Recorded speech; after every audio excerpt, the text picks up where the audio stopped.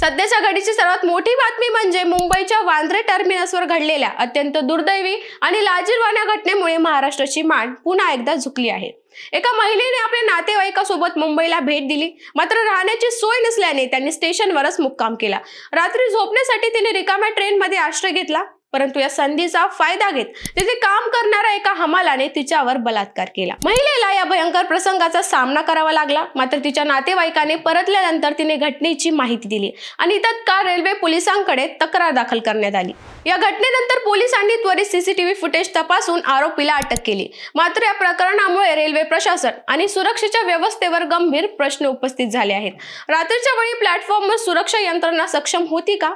महिलांची सुरक्षितता रेल्वे टर्मिनसवर किती गंभीरतेने घेतली जाते यावर तीव्र टीका होत आहे। आरोपीला चौकशीसाठी पोलिसांच्या ताब्यात ठेवण्यात आले असून या प्रकरणात आणखी कोणी सामील आहे का याचा तपास सुरू आहे। भविष्यात अशा घटना रोखण्यासाठी रेल्वे प्रशासनाने कठोर उपाययोजना करणे अत्यंत आवश्यक झाले आहे। या संदर्भातील ताज्या घडामोडीसाठी पाहत राहा सत्य पे सत्ता, म्हणजे थोडक्यात पण महत्त्वाचं, आणि आमच्या चॅनलला सबस्क्राईब करायला विसरू नका। आपल्या त्रासदायक आजारांवर मात करण्यासाठी एकमेव नाव डॉक्टर चाटेज होमिओपॅथी क्लिनिक। महाराष्ट्रात अनेक ठिकाणी शाखा,